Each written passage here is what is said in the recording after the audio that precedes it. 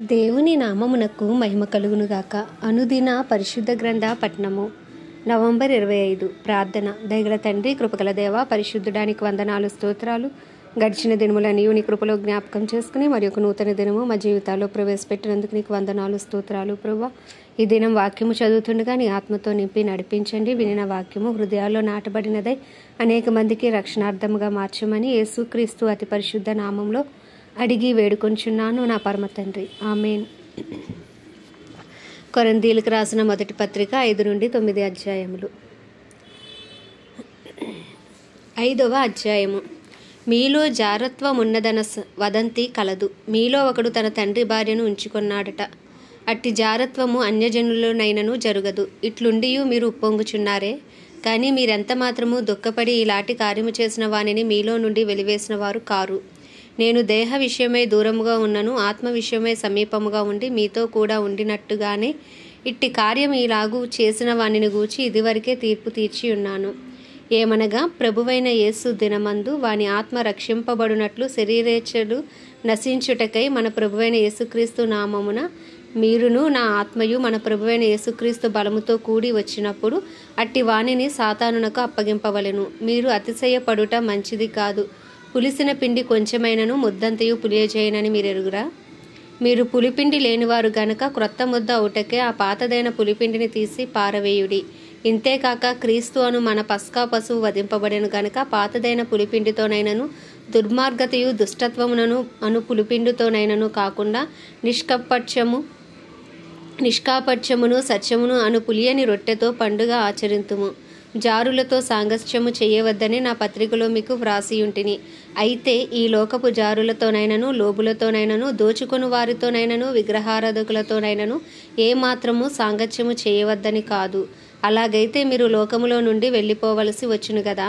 ఇప్పుడైతే సహోదరుడు అనబడిన వాడెవడైనను జారుడు గాని లోబి గాని విగ్రహారాధకుడు గాని తిట్టుబోతు గాని త్రాగుబోతు గాని దోచుకొనువాడు గాని అయ్యున్న ఎడల అట్టి వానితో సాంగత్యము చెయ్యకూడదు, భుజింపను కూడదని మీకు రాయుచున్నాను. వెలుపలి వారికి తీర్పు తీర్చుట నాకేలా? వెలుపలి వారికి దేవుడే తీర్పు తీర్చును గాని మీరు లోపటి వారికి తీర్పు తీర్చువారు గనుక ఆ దుర్మార్గుని మీలో నుండి వెలివేయుడి. 6వ అధ్యాయం. మీలో ఒకనికి మరి ఒకని మీద వ్యాజ్యం ఉన్నప్పుడు వాడు పరిశుద్ధుల ఎదుటగాక అనీతిమంతుల ఎదుట వ్యాజ్యమాడుటకు తెగించుచున్నాడా? పరిశుద్ధులు లోకమునకు తీర్పు తీర్చుదురని మీరు ఎరుగరా? మీ వలన లోకమునకు తీర్పు జరగవలసి ఉండగా మిక్కిలి అల్పమైన సంగతులను గూర్చి మీరు తీర్పు తీర్చుటకు మీకు యోగ్యత లేదా? మనము దేవదూతలకు తీర్పు తీర్చుదమని ఎరుగరా? ఈ జీవన సంబంధమైన సంగతులను గూర్చి మరి ముఖ్యంగా తీర్పు తీర్చవచ్చును కదా. కాబట్టి ఈ జీవన సంబంధమైన వ్యాజ్యములు మీకు కలిగిన ఎడల వాటిని తీర్చుటకు సంఘములో తృణీకరింపబడిన వారికి కూర్చుండబెట్టుదురా? మీకు సిగ్గు రావాలనని చెప్పుచున్నాను. ఏమి, తన సహోదరుల మధ్యను వ్యాజ్యము తీర్చగల బుద్ధిమంతుడు మీలో ఒకడైనను లేడా? అయితే సహోదరుడు సహోదరుని మీద వ్యాజ్యమాడుచున్నాడు, మరి అవిశ్వాసులు ఎదుటనే వ్యాజ్యమాడుచున్నాడు. ఒకని మీద ఒకడు వ్యాజ్యమాడుట మీలో ఇప్పటికే కేవలము లోపము. అంతకంటే అన్యాయము సహించుట మేలు కదా. దానికంటే మీ సొత్తుల అపహరింపబడనిచ్చుట మేలు కాదా? అయితే మీరే అన్యాయం చేయుచున్నారు, అపహరించుచున్నారు, మీ సహోదరులకే ఇలాగు చేయుచున్నారు. అన్యాయస్తులు దేవుని రాజ్యమునకు వారసులు కానేరనని మీకు తెలియదా? మోసపోకుడి. జారులైనను విగ్రహారాధకులైనను వ్యభిచారులైనను ఆడంగితనము గలవారైనను పురుష సంయోగులైనను దొంగలైనను లోబులైనను త్రాగుబోతులైనను దూషకులైనను దోచుకొను వారైనను దేవుని రాజ్యమునకు వారసులు కానేరరు. మీలో కొందరు అట్టివారే ఉంటిరి గాని ప్రభువైన యేసుక్రీస్తు నామమునను మన దేవుని ఆత్మయందును మీరు కడుగబడి పరిశుద్ధ పరచబడిన వారే నీతిమంతులుగా తీర్చబడితిరి. అన్నిటి యందు నాకు స్వాతంత్ర్యము కలదు గాని అన్నియు చేయదగినవి కావు. అన్నిటి యందు నాకు స్వాతంత్ర్యము కలదు గాని నేను దేని చేతను లోపరుచుకొనబడనొల్లను. భోజన పదార్థములు కడుపునకును కడుపు భోజన పదార్థములకును నియమింపబడి ఉన్నవి. దేవుడు దానిని వాటిని నాశనము చేయును. దేహము జారత్వము నిమిత్తము కాదు గాని ప్రభువు నిమిత్తమే, ప్రభువు దేహము నిమిత్తమే. దేవుడు ప్రభువును లేపను, మనలను కూడా తన శక్తి వలన లేపును. మీ దేహములు క్రీస్తునకు అవయములై ఉన్నవని మీరు ఎరుగరా? నేను క్రీస్తు యొక్క అవయములను తీసుకుని వేశ్య యొక్క అవయములుగా చేయుదునా? అది ఎంత మాత్రమును తగదు. వేశ్యతో కలుసుకొనివాడు దానితో ఏకదాహ్యమై ఉన్నాడని మీరు ఎరుగరా? వారిద్దరూ ఏక శరీరమై ఉందిరని మోషే చెప్పుచున్నాడు గదా. అటువలే ప్రభువుతో కలుసుకొనివాడు ఆయనతో ఏకాత్మయ్య ఉన్నాడు. జారత్వమునకు దూరముగా పారిపోవుడి. మనుష్యుడు చేయు ప్రతి పాపమును దేహమునకు వెలుపల ఉన్నది గాని జారత్వము చేయువాడు తన సొంత శరీరముకు హానికరముగా పాపము చేయుచున్నాడు. మీ దేహము దేవుని వలన మీకు అనుగ్రహింపబడి మీలోనున్న పరిశుద్ధాత్మకు ఆలయమై ఉన్నదని మీరు ఎరుగరా? మీరు మీ సొత్తు కారు, విలువ పెట్టి కొనబడిన వారు గనుక మీ దేహముతో దేవుని మహిమపరచుడి. 7వ అధ్యాయము. మీరు వ్రాసిన వాటి విషయము. స్త్రీని ముట్టకుండుట పురుషునికి మేలు. అయినను జారత్వములు జరుగుచున్నందున ప్రతి వానికి సొంత భార్య ఉండవలెను, ప్రతి స్త్రీకి సొంత భర్త ఉండవలెను. భర్త భార్యకును అలాగుననే భార్య భర్తకును వారి వారి ధర్మములు నడపవలెను. భర్తకే గాని భార్యకు తన దేహము పైన అధికారము లేదు, అలాగుననే భార్యకే గాని భర్తకు తన దేహము పైన అధికారము లేదు. ప్రార్థన చేయుటకు మీకు సావకాశము కలుగునట్లు కొంతకాలం వరకు ఉభయుల సమ్మతి చొప్పుననే తప్ప ఒకరినొకరు ఎడబాయకుడి. మీరు మనస్సు నిలుపలేకపోయినప్పుడు సాతాను మిమ్మును శోధింపకుండునట్లు తిరిగి కలుసుకొనిడి. ఇది నా హితోపదేశమే గాని ఆజ్ఞ కాదు. మనుషులందరూ రావలే ఉండగోరుచున్నాను. అయినను ఒకడొక విధమునను మరియొక విధమునను ప్రతి మనుష్యుడు తనకున్న కృపావరమును దేవుని వలన పొందియున్నాడు. నా వలే ఉండుట వారికి మేలని పెండ్లి కాని వారితోనూ విధవరాండ్రతోనూ చెప్పుచున్నాను. అయితే మనసు నిలపలేని ఎడల పెండ్లి చేసుకొనవచ్చును. కామాతప్తులు అగుట కంటే పెళ్లి చేసుకొనుట మేలు. మరియు పెండ్లి అయిన వారికి నేను కాదు, ప్రభువే ఆజ్ఞాపించినదేమనగా భార్య భర్తను ఎడబాయకూడదు. ఎడబాసిన ఎడల పెండ్లి చేసుకొనకుండవలెను, లేదా తన భర్తతో సమాధాన పడవలెను. మరియు భర్త తన భార్యను పరిత్యజింపకూడదు. ప్రభువు కాదు, నేనే తక్కిన వారితో చెప్పినదేమనగా ఏ సహోదరునికైనను అవిశ్వాసురాలైన భార్య ఉండి ఆమె అతనితో కాపురము చేయని ఇష్టపడిన ఎడల అతడు ఆమెను పరిత్యజింపకూడదు. మరియు ఏ స్త్రీకైనను అవిశ్వాసి అయిన భర్తయుండి ఆమెతో కాపురము చేయ ఇష్టపడిన ఎడల ఆమె అతన్ని పరిత్యజింపకూడదు. అవిశ్వాసి అయిన భర్త భార్యను బట్టి పరిశుద్ధపరచబడును, అవిశ్వాసురాలైన భార్య విశ్వాసి అయిన భర్తను బట్టి పరిశుద్ధపరచబడును. లేని ఎడల మీ పిల్లలు అపవిత్రులై ఉందురు. ఇప్పుడైతే వారు పవిత్రులు. అయితే అవిశ్వాసి అయిన వాడు ఎడబాసిన ఎడబాయవచ్చును. అట్టి సందర్భములలో సహోదరునికైనను సహోదరికైనను నిర్బంధము లేదు. సమాధానముగా ఉండుటకు దేవుడు మనలను పిలిచి ఉన్నాడు. ఓ స్త్రీ, నీ భర్తను రక్షించదవో లేదో నీకేమి తెలియను. ఓ పురుషుడా, నీ భార్యను రక్షించదవో లేదో నీకేమి తెలియను. అయితే ప్రభువు ప్రతివానికి ఏ స్థితి నియమించునో, దేవుడు ప్రతివానిని ఏ స్థితి యందు పిలిచెనో ఆ స్థితి యందే నడుచుకొనవలను. ఈ ప్రకారమే సంఘములన్నిటిలో నియమించుచున్నాను. సున్నతి పొందినవాడెవడైనను పిలువబడినా అతడు సున్నతి పోగొట్టుకొనవలదు. సున్నతి పొందనివాడెవడైనను పిలువబడినా సున్నతి పొందవలదు. దేవుని ఆజ్ఞలను అనుసరించుటయే ముఖ్యము గాని సున్నతి పొందుటయందు ఏమీ లేదు, సున్నతి పొందకపోవుటయందు ఏమీ లేదు. ప్రతివాడును ఏ స్థితిలో పిలువబడినో ఆ స్థితిలోనే ఉండవలను. దాసుడై ఉండగా పిలువబడితివా, చింతపడవద్దు గాని స్వతంత్రుడగుటకు శక్తి కలిగిన ఎడల స్వతంత్రుడు అగుట మరి మంచిది. ప్రభువు నందు పిలువబడిన దాసుడు ప్రభు వలన స్వాతంత్ర్యం పొందినవాడు. ఆ ప్రకారమే స్వతంత్రుడై ఉండి పిలువబడినవాడు క్రీస్తు దాసుడు. మీరు విలువబెట్టి కొనబడిన వారు గనుక మనుష్యులకు దాసులు కాకుడి.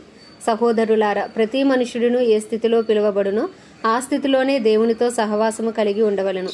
కన్యకల విషయమే ప్రభు యొక్క ఆజ్ఞ నేను పొందలేదు గాని నమ్మకమైన వాడనై ఉండుటకును ప్రభు వలన కనికరం పొందినవాడనే నా తాత్పర్యము చెప్పుచున్నాను. ఇప్పటి ఇబ్బందిని బట్టి పురుషుడు తానున్న స్థితిలోనే ఉండుట మేలని తలంచుచున్నాను. భార్యకు బద్ధుడివై ఉంటివా, విడుదల కోరవద్దు. భార్య లేక విడిగా ఉంటివా, వివాహము కోరవద్దు. అయినను నీవు పెండ్లి చేసుకొనినను పాపము లేదు, కన్యక పెండ్లి చేసుకొనినను ఆమెకు పాపము లేదు. అయితే అట్టి వారికి శరీర సంబంధమైన శ్రమలు కలుగును, అవి మీకు కలుగకుండవలనని కోరుచున్నాను. సహోదరులారా, నేను చెప్పునదేమనగా కాలము సంకుచితమై ఉన్నది గనుక ఇక మీదట భార్యలు కలిగిన వారు భార్యలు లేనట్టును, ఏడ్చువారు ఏడవనట్టును, సంతోషపడేవారు సంతోషపడనట్టును, కొనువారు తాము కొనినది తమది కానట్టును, ఈ లోకము అనుభవించువారు అమితముగా అనుభవింపనట్టును ఉండవలని. ఏలయనగా ఈ లోకపు నటన గతించుచున్నది. మీరు చింతలేని వారే ఉండవలనని కోరుచున్నాను. పెండ్లి కానివాడు ప్రభువుని ఎలాగ సంతోష పెట్టగలనని ప్రభు విషయమైన కార్యములను గూర్చి చింతించుచున్నాడు. పెండ్లి అయిన వాడు భార్యని ఎలాగ సంతోష పెట్టగలనని లోక విషయమైన వాటిని గూర్చి చింతించుచున్నాడు. అటువలనే పెండ్లి కాని స్త్రీయు కన్యకయు తాము శరీరమందును ఆత్మీయందును పవిత్రాండ్రు అయి ఉండుటకు ప్రభు విషయమైన కార్యములను గూర్చి చింతించుచుందురు గాని పెండ్లి అయినది భర్తను ఎలాగూ సంతోష పెట్టగలనని లోక విషయమైన వాటిని గూర్చి చింతించుచున్నది. మీకు ఉరి ఒడ్డవలనని కాదు గాని మీరు యోగ్య ప్రవర్తనులై తొందర ఏమీ లేక ప్రభువు సన్నిధాన వర్తనులై ఉండవలనని ఇది మీ ప్రయోజనం నిమిత్తమే చెప్పుచున్నాను. అయితే ఒకని కుమార్తెకు ఈడు మించిపోయిన ఎడలను, ఆమెకు వివాహము చేయవలసి వచ్చిన ఎడలను, ఆమెకు వివాహము చేయకపోవుట యోగ్యమైనది కాదని ఒకడు తలంచిన ఎడలను అతడు తన ఇష్టము చొప్పున పెళ్లి చేయవచ్చును. అందులో పాపము లేదు. ఆమె పెళ్లి చేసుకొనవచ్చును. ఎవడైనను తన కుమార్తెకు పెళ్లి చేయని అవసరము లేకయుండి అతడు స్థిరచిత్తుడును, తన ఇష్ట ప్రకారము జరప శక్తి గలవాడును, ఆమెను వివాహము లేకుండా ఉంచవలనని తన మనసులో నిశ్చయించుకుని ఎడల బాగుగా ప్రవర్తించుచున్నాడు. కాబట్టి తన కుమార్తెకు పెళ్లి చేయువాడు బాగుగా ప్రవర్తించుచున్నాడు, పెళ్లి చేయనివాడు మరి బాగుగా ప్రవర్తించుచున్నాడు. భార్య తన భర్త బ్రతికి ఉన్నంతకాలము బద్ధురాలై ఉండును. భర్త మృతి పొందిన ఎడల ఆమెకు ఇష్టమైన వానిని పెళ్లి చేసుకొనుటకు స్వతంత్రురాలై ఉండును గాని ప్రభువునందు మాత్రమే పెళ్లి చేసుకొనవలను. అయితే ఆమె విధవరాలుగా ఉండినట్టయినా మరి ధన్యురాలని నా అభిప్రాయము. దేవుని ఆత్మ నాకును కలిగి ఉన్నదని తలంచుకొనుచున్నాను. 8వ అధ్యాయము. విగ్రహములకు బలిగా అర్పించిన వాటి విషయము. మనమందరము జ్ఞానము గలవారమని ఎరుగుదుము. జ్ఞానము ఉప్పొంగజేయును గాని ప్రేమ క్షేమాభివృద్ధి కలుగజేయును. ఒకడు తనకేమైనను తెలియననుకొని ఉంటే తాను తెలుసుకొనవలసినట్టు ఇంకనూ ఏమీ తెలుసుకొనినవాడు కాడు. ఒకడు దేవుని ప్రేమించిన ఎడల అతడు దేవునికి ఎరుకైన వాడే. కాబట్టి విగ్రహములకు బలిగా అర్పించిన వాటిని తినుట విషయము. లోకమందు విగ్రహము ఒట్టిదనియు ఒక్కడే దేవుడు తప్ప వేరొక దేవుడు లేడనియు ఎరుగుదుము. దేవతలు అనబడిన వారును ప్రభువులు అనబడిన వారును అనేకులున్నారు. ఆకాశమందైనను భూమి మీదనైనను దేవతలు అనబడినవి ఉన్నను మనకు ఒక్కడే దేవుడున్నాడు. ఆయన తండ్రి. ఆయన నుండి సమస్తమును కలిగెను. ఆయన నిమిత్తము మనమున్నాము. మరియు మనకు ప్రభువు ఒక్కడే, ఆయన యేసుక్రీస్తు. ఆయన ద్వారా సమస్తమును కలిగెను. మనము ఆయన ద్వారా కలిగిన వారము. అయితే అందరి యందు ఈ జ్ఞానము లేదు. కొందరిది వరకు విగ్రహమును ఆరాధించిన వారు గనక తాము భుజించు పదార్థములు విగ్రహమునకు బలి ఇయ్యబడినవని ఎంచి భుజించుదురు. భోజనమును బట్టి దేవుని ఎదుట మనము మెప్పు పొందము. తినకపోయినందున మనకు తక్కువ లేదు, తినినందున మనకు ఎక్కువ లేదు. అయినను మీకు కలిగి ఉన్న ఈ స్వాతంత్రం వలన బలహీనులకు అభ్యంతరము కలగకుండా చూచుకొనిడి.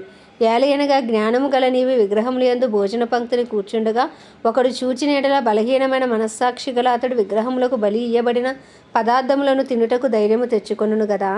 అందువలన ఎవని కొరకు క్రీస్తు చనిపోయేనో ఆ బలహీనుడైన నీ సహోదరుడు నీ జ్ఞానమును బట్టి నశించును. ఈలాగు సహోదరులకు విరోధముగా పాపము చేయుట వలనను వారి బలహీనమైన మనస్సాక్షిని నొప్పించుట వలనను మీరు క్రీస్తునకు విరోధముగా పాపము చేయువారు అగుచున్నారు. కాబట్టి భోజన పదార్థము వలన నా సహోదరునికి అభ్యంతరము కలిగిన ఎడల నా సహోదరునికి అభ్యంతరము కలగజేయకుండుటకై నేను ఎన్నటికిని మాంసము తినను. 9వ అధ్యాయము. నేను స్వతంత్రుడను కానా, నేను అపోస్తలుడను కానా, మన ప్రభువైన యేసును నేను చూడలేదా? ప్రభువునందు నా పనికి ఫలము మీరు కారా? ఇతరులకు నేను అపోస్తలుడను కాకపోయినను మీ మట్టుకైనను అపోస్తలుడనై ఉన్నాను. ప్రభువునందు నా అపోస్తలత్వమునకు ముద్రగా ఉన్నవారు మీరే కారా? నన్ను విమర్శించే వారికి నేను చెప్పిన సమాధానం ఇదే. తినుటకును త్రాగుటకును మాకు అధికారము లేదా? తక్కిన అపోస్తలుల వలెను ప్రభు యొక్క సహోదరుల వలెను కేఫా వలెను విశ్వాసురాలైన భార్యను వెంటబెట్టుకుని తిరుగుటకు మాకు అధికారము లేదా? మరియు పని చేయకుండుటకు నేనును బర్నబాయు మాత్రమే అధికారము లేనివారమా? ఎవడైనను తన సొంత ఖర్చు పెట్టుకుని దండులో కొలువు చేయినా? ద్రాక్ష తోట వేసి దాని ఫలము తిననివాడెవడు? మందను కాచి మందపాలు త్రాగనివాడెవడు? ఈ మాటలు లోకాచారమును బట్టి చెప్పుచున్నానా? ధర్మశాస్త్రము కూడా వీటిని చెప్పుచున్నది కదా. కళ్ళము త్రొక్కుచున్న ఎద్దు మూతికి చిక్కము పెట్టవద్దు అని మోషే ధర్మశాస్త్రంలో వ్రాయబడి ఉన్నది. దేవుడు ఎడ్ల కొరకు విచారించుచున్నాడా? కేవలము మన కొరకు దీనిని చెప్పుచున్నాడా? అవును, మన కొరకే కదా ఈ మాట వ్రాయబడెను. ఏలయనగా దున్నువాడు ఆశతో దున్నవలెను, కళ్ళము త్రొక్కించువాడు పంటలో పాలు పొందుదునను ఆశతో త్రొక్కింపవలను. మీ కొరకు ఆత్మ సంబంధమైనవి మేము విత్తి ఉండగా మీ వలన శరీర సంబంధమైన ఫలములు కోసుకొనుట గొప్ప కార్యమా? ఇతరులకు మీ పైన ఈ అధికారంలో పాలు కలిగిన ఎడల మాకు ఎక్కువ కలదు కదా. అయితే మేము ఈ అధికారమును వినియోగించుకొనలేదు. క్రీస్తు సువార్తకు ఏ అభ్యంతరమైనను కలగజేయకుండుటకై అన్నిటినీ సహించుచున్నాము. ఆలయ కృత్యములు జరిగించువారు ఆలయము వలన జీవనము చేయుచున్నారనియు బలిపీఠము వద్ద కనిపెట్టుకొని ఉండువారు బలిపీఠముతో పాలివారై ఉన్నారనియు మీరు ఎరుగరా? అలాగున సువార్త ప్రవర్తించువారు సువార్త వలన జీవింపవలనని ప్రభువు నియమించి ఉన్నాడు. నేనైతే వీటిలో దేనినైనను వినియోగించుకొనలేదు. మీరు నా ఎడల ఇలాగున జరపవలనని ఈ సంగతులు వ్రాయను లేదు. ఎవడైనను నా అతిశయమును నిరర్ధకము చేయుట కంటే నాకు మరణమే మేలు. నేను సువార్తను ప్రకటించుచున్నాను, నాకు అతిశయ కారణము లేదు. సువార్తను ప్రకటింపవలసిన భారము నా మీద మోపబడి ఉన్నది. అయ్యో, నేను సువార్తను ప్రకటింపకపోయిన ఎడల నాకు శ్రమ. ఇది నేను ఇష్టపడి చేసిన ఎడల నాకు జీతము దొరుకును, ఇష్టపడకపోయినను గృహ నిర్వాహకత్వము నాకు అప్పగింపబడెను. అట్లయితే నాకు జీతమేమి? నేను సువార్తను ప్రకటించినప్పుడు సువార్త యందు నాకున్న అధికారమును పూర్ణముగా వినియోగపరచుకొనకుండా సువార్తను ఉచితముగా ప్రకటించుటయే నా జీతము. నేను అందరి విషయము స్వతంత్రుడనై ఉన్నను, ఎక్కువ మందిని సంపాదించుకొనుటకే అందరికీ నన్ను నేనే దాసునిగా చేసుకొంటిని. యూదులను సంపాదించుకొనుటకు యూదులకు యూదుని వలె ఉంటిని. ధర్మశాస్త్రమునకు లోబడిన వారిని సంపాదించుకొనుటకు నేను ధర్మశాస్త్రమునకు లోబడిన వాడను కాకపోయినను ధర్మశాస్త్రమునకు లోబడిన వాని వలె ఉంటిని. దేవుని విషయమే ధర్మశాస్త్రము లేనివాడును కాను గాని క్రీస్తు విషయమే ధర్మశాస్త్రమునకు లోబడిన వాడను అయినను ధర్మశాస్త్రము లేని వారిని సంపాదించుకొనుటకు ధర్మశాస్త్రము లేని వారికి ధర్మశాస్త్రము లేని వాని వలె ఉంటిని. బలహీనులను సంపాదించుకొనుటకు బలహీనులకు బలహీనుడనైతిని. ఏ విధము చేతనైనను కొందరిని రక్షింపవలనని అందరికీ అన్ని విధముల వాడనై ఉన్నాను. మరియు నేను సువార్తలో వారితో పాలివాడు అగుటకే దాని కొరకే సమస్తమును చేయుచున్నాను. పందెపు రంగమందు పరిగెత్తు వారందరూ పరిగెత్తుదురు గాని ఒక్కడే బహుమానము పొందునని మీకు తెలియదా? అటువలే మీరు బహుమానము పొందునట్లుగా పరిగెత్తుడి. మరియు పందెమందు పోరాడు ప్రతివాడు అన్ని విషయములందు మితముగా ఉండును. వారు క్షయమగు కిరీటమును పొందుటకును మనమైతే అక్షయమగు కిరీటమును పొందుటకును మితముగా ఉన్నాము. కాబట్టి నేను గురి చూడని వాని వలె పరిగెత్తువాడను కాను. గాలిని కొట్టినట్టు నేను పొట్లాడుట లేదు గాని ఒకవేళ ఇతరులకు ప్రకటించిన తర్వాత నేనే భ్రష్టుడనై పోదునేమో అని నా శరీరమును నలగగొట్టి దానిని లోపరుచుకున్నాను.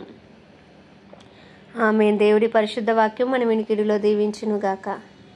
ప్రార్థన. దయగల తండ్రి, కృపగల దేవ, పరిశుద్ధుడానికి వందనాలు, స్తోత్రాలు. జీవాధిపతి, న్యాయాధిపతి, మృత్యుంజయుడా, మహాగణుడా, మహిమా గణతకు అర్హుడా, యోగ్యుడా, పూజుడా, కృపను చూపుటకు ఐశ్వర్యవంతుడా, కృప అసత్య సంపూర్ణుడా, నీకు వందనాలు, స్తోత్రాలు. ప్రభా, గడిచిన దినములన్నీ నీ కృపలో జ్ఞాపకం చేసుకుని మరి ఒక నూతన దినము మా జీవితాల్లో ప్రవేశపెట్టినందుకు నీకు వందనాలు, స్తోత్రాలు. ప్రభా, ఈ ఉదయకాలమున నాయన మా అపరాధములను పాపములను నాయన అయ్యా తండ్రి నీ సన్నిధిలో ఒప్పుకొని చుండగా ప్రభా మా ప్రతి అపరాధమును దయతో క్షమించి పాపమును దయతో క్షమించి నాయన తెలిసి తెలియక చేసిన అయ్యా ప్రతి తప్పులు నాయన నీ రక్తంతో కడిగి శుద్ధీకరించండి. నీ ముందు నిందారహితంగా నిలవబెట్టండి.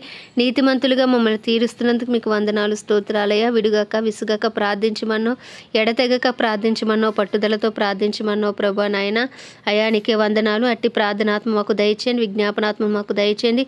పరిశుద్ధాత్మ శక్తితో మమ్మల్ని నింపండి. మా కుటుంబాల రక్షణ లేని వారికి రక్షణ దయచేయండి. అయ్యా తండ్రి, అనారోగ్యంతో ఉన్న వారికి ఆరోగ్యము దయచేయండి. ఎవరు ఏ సమస్యలతో ఉన్నప్పటికీ వారి వారి సమస్యల నుంచి వారికి విడుదల ఇప్పుడే యేసు క్రీస్తు నామంలో కలుగునుగాకని ప్రార్థిస్తున్నాను ప్రవ్వా.